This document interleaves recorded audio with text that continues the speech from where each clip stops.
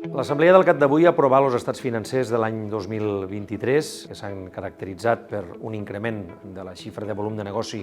d'un 4,1% respecte a l'any passat, però sobretot hem explicat que hem fet una aposta importantíssima en relació als paràmetres analítics de qualitat de l'aigua. Ens agrada explicar que no només hem treballat la part d'eficiència hidràulica, que està garantida en un 99,3 a la nostra xarxa,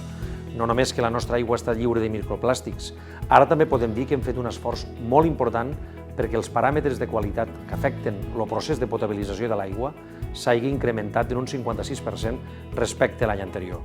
Estem parlant que de 38 paràmetres analítics que s'analitzaven l'any 2022 hem passat a 60.000,